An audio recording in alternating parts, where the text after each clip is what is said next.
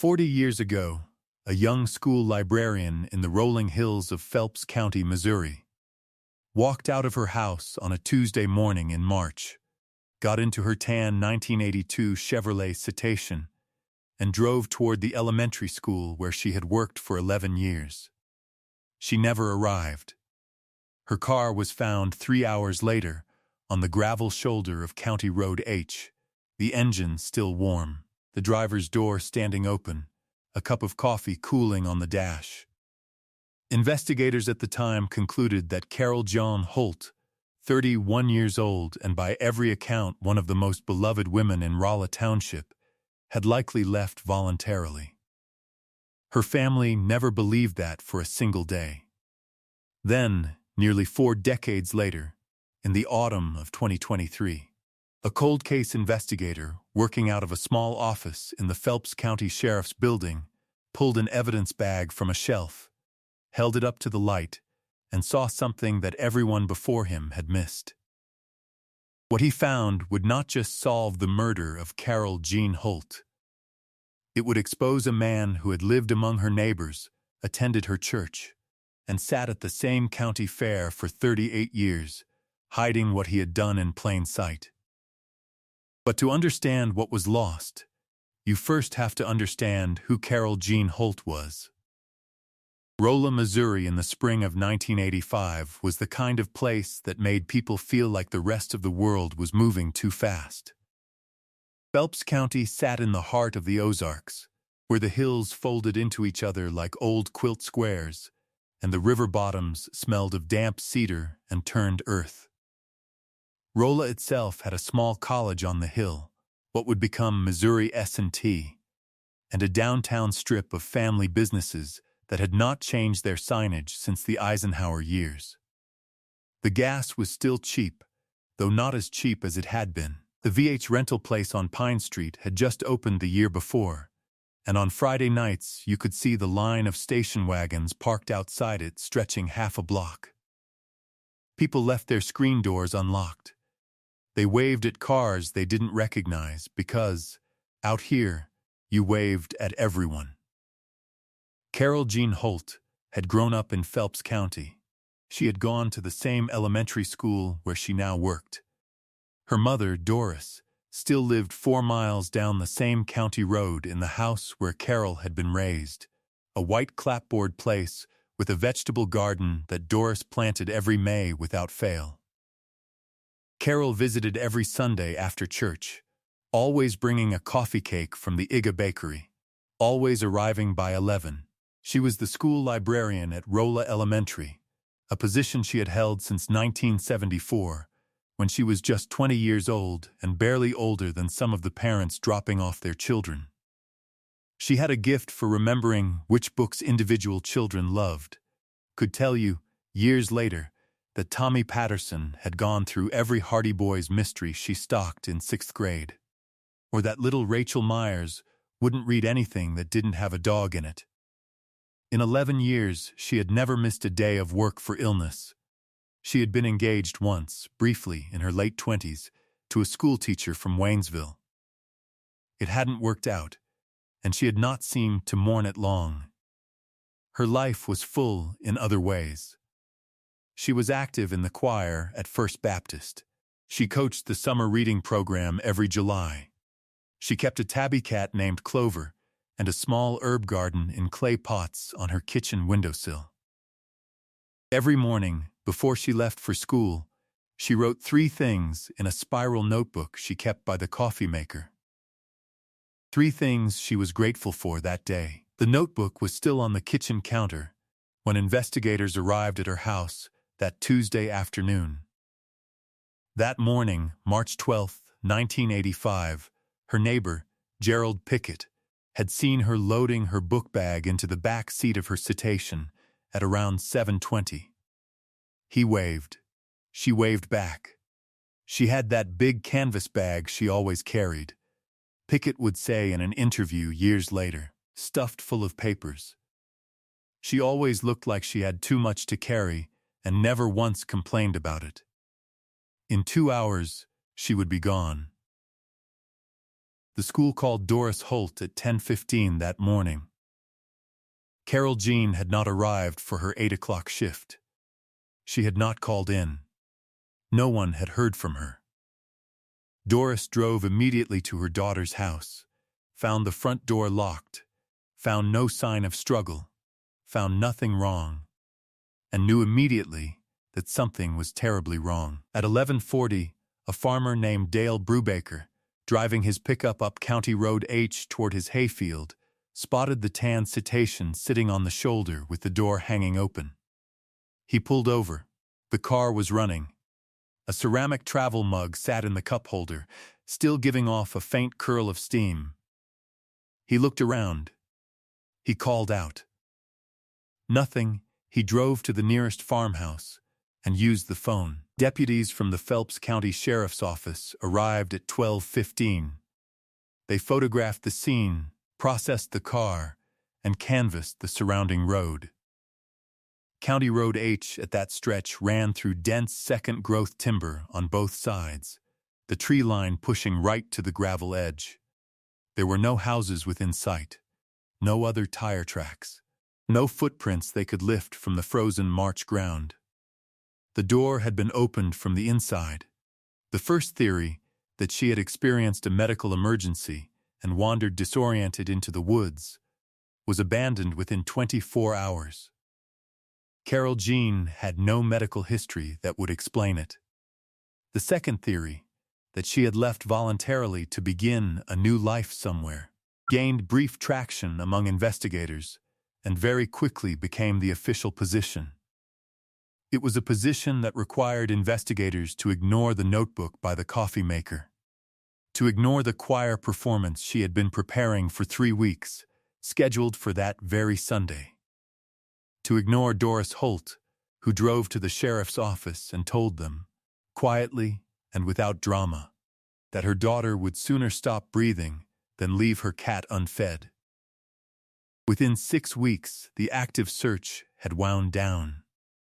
The case file was placed in storage.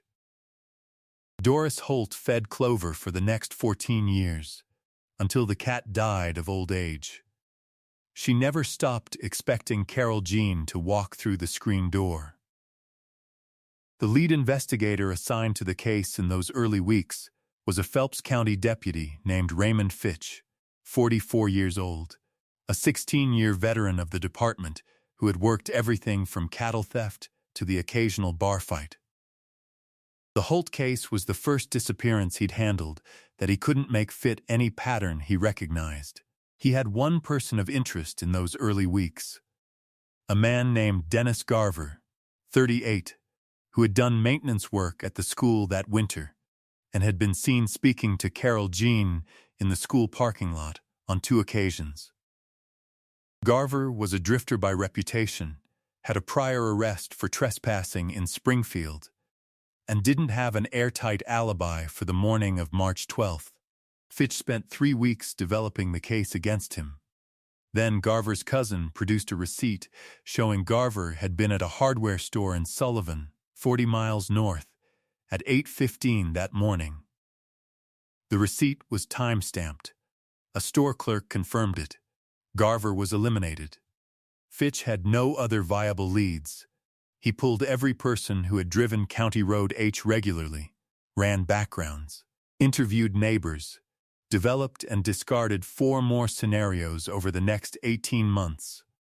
Each time, the road went cold. By 1987, Fitch had requested a transfer to another county and received it. He told his wife, before he left, that the Holt case was the one he'd carry for the rest of his career. Meanwhile, Doris Holt called the sheriff's office every 6 months. She did this for 22 years, until her own health declined and she moved into assisted living in Rolla. She brought a photograph of Carol Jean with her. She hung it on the wall above her bed. The children Carol Jean had introduced to books grew up, had children of their own, brought those children to the same school, now renovated, the library renamed for a donor, the shelves filled with books Carol Jean had never gotten the chance to read. Her name was not on a plaque anywhere. But the teachers who had worked with her still talked about her sometimes, in the parking lot at the end of the school day, in the quiet way people talk about someone whose absence never quite made sense. A handwritten flyer. "Have you seen Carol Jean Holt?" hung in the window of the IGA until the store changed ownership in 1999. The new owner took it down. The woman who had posted it, a friend of Carol's named Marjorie Sims, drove by that afternoon, saw the empty window, sat in her car for a long time, and then drove home. The house on County Road H where Carol Jean had lived was sold in 1991. Resold in 2004. A young family lived there now. They had no idea what had happened in the driveway in 1985. No idea a woman had backed a tan cetacean out of that same gravel patch on a cold Tuesday morning and never come home. Every case on this channel represents weeks of digging through public records, verifying documented facts, and piecing together real lives that were lost. If you want us to keep telling stories like this one, take a second to like and subscribe, and drop a comment telling us where in the world you're watching from. It matters more than you know. Now let's get back to Carol Jean. The case had been cold for 38 years when Phelps County Sheriff Dale Weston hired a new cold case investigator in November 2022. Captain Mara Alcott was 47 years old, a former forensic specialist with the Missouri State Highway Patrol, who had spent the last decade working cold case reviews for a regional task force. She had helped close 11 cases in that time. 4 by DNA, 3 by new witness interviews, 4 by evidence reanalysis. Weston had described her, at a press conference later, as the kind of investigator who reads an evidence log the way other people read a map, always looking for where the road didn't go. Alcott came to the Holt case because of a note. While cataloging cold case files in the evidence archive, she found a manila envelope marked Holt, C.J., 1985. Physical evidence, no hits. Inside were the processed materials from Carol Jean's car, fiber samples from the seat, a partial impression lifted from the passenger side door frame, and, at the bottom of the envelope, sealed in a small clear evidence bag, 2 cigarette butts collected from the shoulder of County Road H, approximately 15 feet from where the cetacean had been found. The cigarette butts had been logged in 1985, sent for fingerprint analysis, and returned as inconclusive. No one in 1985 had sent them for DNA.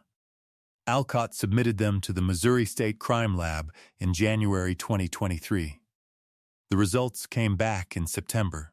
On a Wednesday morning, Alcott was reviewing a stack of unrelated case files when her email notification went off. She opened it, read the first 2 lines, and read them again. Then she went down the hall to the sheriff's office, knocked on the door frame, and waited until Weston looked up. "I need to show you something," she said. The DNA profile from one of the cigarette butts had matched a genetic genealogy database entry, tracing back through a family tree to a single name. A man who had lived in Phelps County continuously since 1979. A man named Harold Russ Whitley. Harold Whitley was 67 years old. He had lived in Rolla his entire adult life. He had worked for 30 years as a county road maintenance supervisor, the very department responsible for County Road H. He had driven that road, professionally and personally, more times than anyone could count. He had been a deacon at First Baptist Church. He had attended the same church as Carol Jean Holt for at least 4 years before her disappearance. He had sat in the same pews. He had been interviewed briefly in 1985 as part of the general canvass of county road workers. He had a wife, a house, 2 grown children. He'd served on the Phelps County Fair Committee for nearly a decade. He coached Little League for 3 seasons in the 90s. People who knew him described him as quiet, helpful, dependable.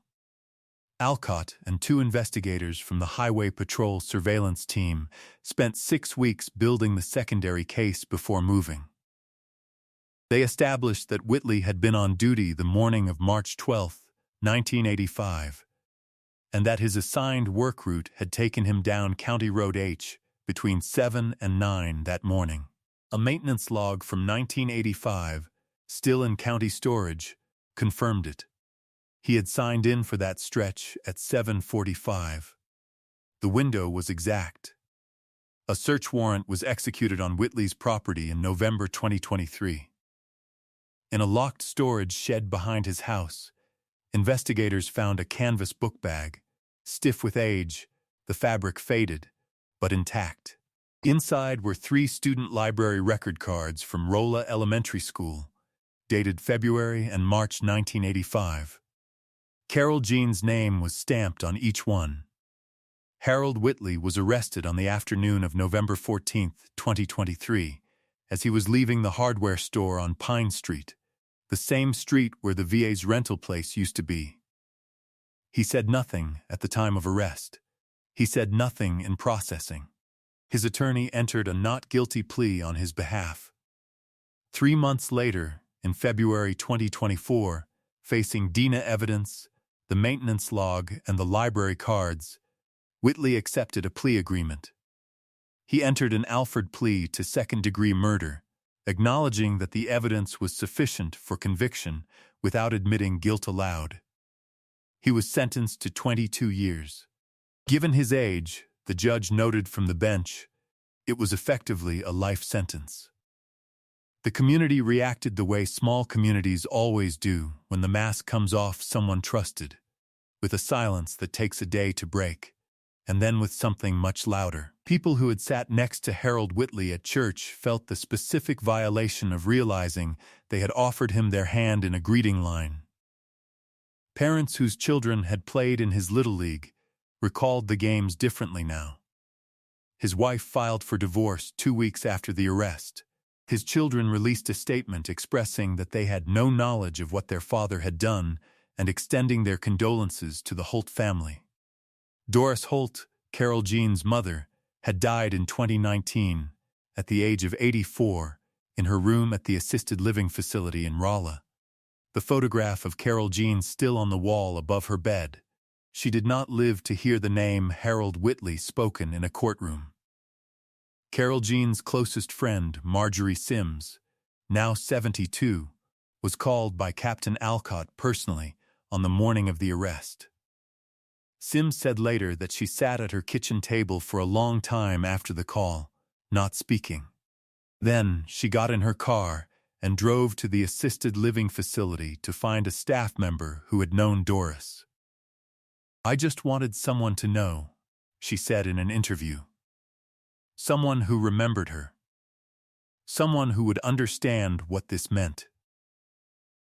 Carol Jean Holt was 31 years old. She had a tabby cat named Clover and an herb garden on her kitchen windowsill and a spiral notebook where she wrote down 3 things every morning that she was grateful for. She had been reading to children in Phelps County for 11 years and had planned to do it for many more. She had a coffee cake she brought to her mother's house every Sunday. She had a voice in the First Baptist choir that her friends described as clear and true and easy to pick out from 20 feet away.